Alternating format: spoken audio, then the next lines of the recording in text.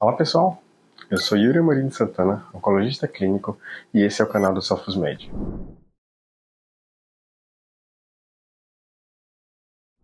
No vídeo de hoje, a gente vai falar de um tema básico, mas absolutamente central na oncologia, que são os princípios de estadiamento do câncer. Porque antes de escolher tratamento, antes de falar de prognóstico, e até antes de comparar estudos, resultados, a gente precisa responder uma pergunta.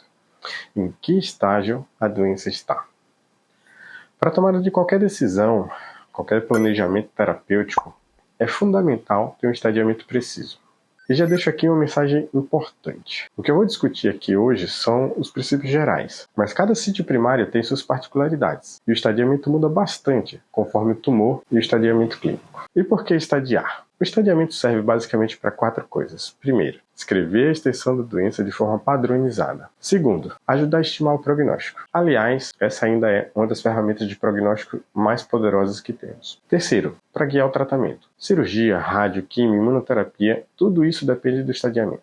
E quarto, padronizar a comunicação entre médicos, serviços e pesquisas. É uma linguagem comum. Se eu digo que um câncer de mama é T2, N0, M0, isso é compreendido em todo lugar do mundo. O que é o estadiamento e o que ele não é? Cuidado com uma confusão muito comum. O estadiamento não é sinônimo de agressividade biológica. O estadiamento fala principalmente de extensão anatômica. Onde está o tumor, quão grande ele é, se tem linfonodo e se tem metástase. Já a agressividade biológica, ela é determinada por características intrínsecas de cada tumor. Por exemplo, grau histológico, subtipo, perfil molecular, biomarcadores, etc.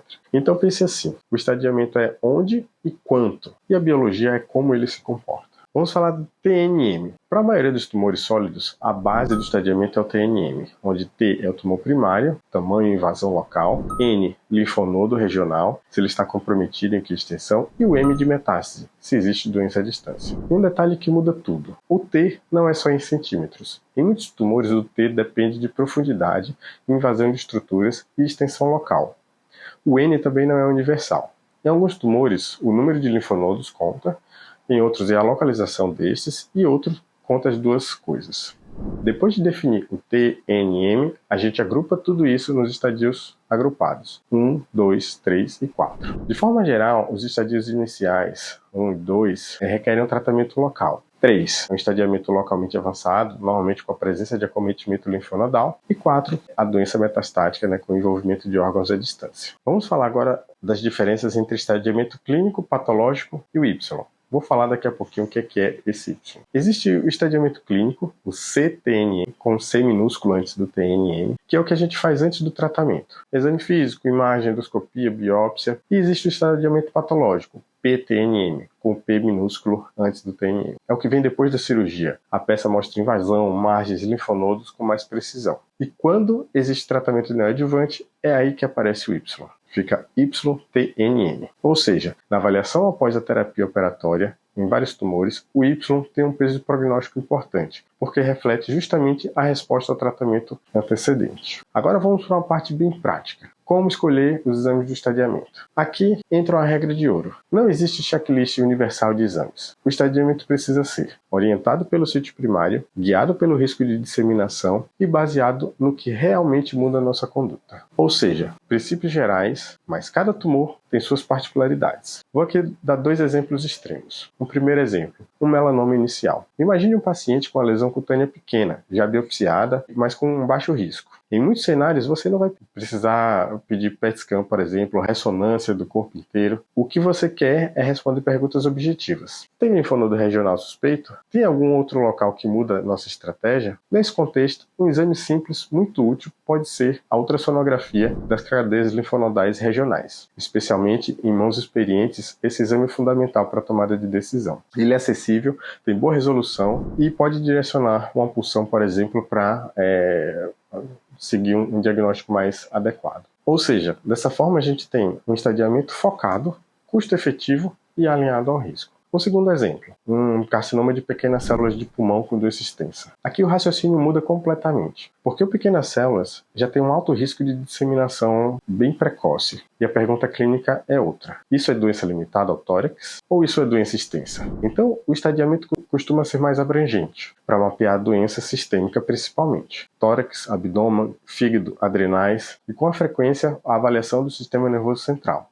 porque metástase cerebral é um ponto crítico. Percebe como o tipo de tumor muda o estadiamento? No melanoma inicial, você quer ser seletivo. No pequenas células, você precisa mapear a disseminação com muito mais cuidado. O melhor estadiamento é aquele que responde as perguntas certas, sem excesso, sem deixar lacunas perigosas. E vamos lá para algumas armadilhas comuns. Algumas armadilhas aparecem o tempo todo. Primeiro, um linfonodo aumentado nem sempre é metástase. Um linfonodo pequeno também pode conter doença microscópica. Segundo, é normal ocorrer upstaging e downstaging quando entra uma imagem melhor ou quando chega a patologia. Terceiro, não confundir o estágio com biologia. 2 pacientes no mesmo estágio podem ter evoluções diferentes. E quarto, TNM específico por sítio. T2 de um tumor não é T2 em outro. Sempre interpretar no contexto. Agora, antes de encerrar, vamos fazer um exemplo prático, bem rápido. Imagine um paciente de 62 anos, tabagista, com tosse e perda de peso. A tomografia mostra uma massa no lobo superior direito com 4 centímetros. Primeira pergunta, isso é T quanto? Aqui a gente avalia o tamanho, mas também a invasão local. Pleura, parede torácica, mediastino. Segunda pergunta, e o N? A tomografia sugere linfonodos mediastinais aumentados. Mas atenção, a imagem sugere.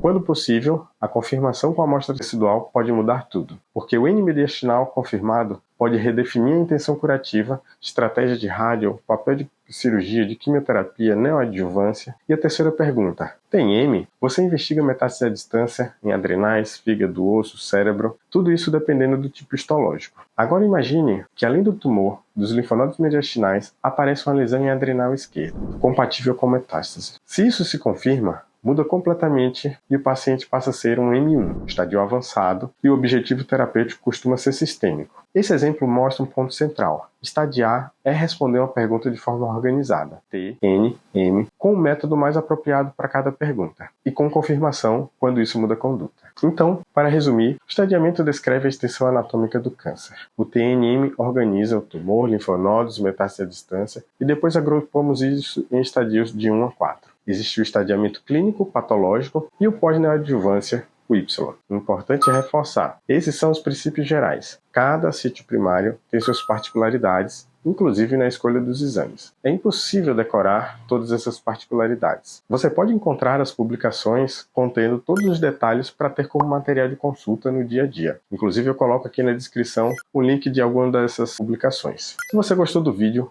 curta, compartilhe e se inscreva no canal. Até uma próxima!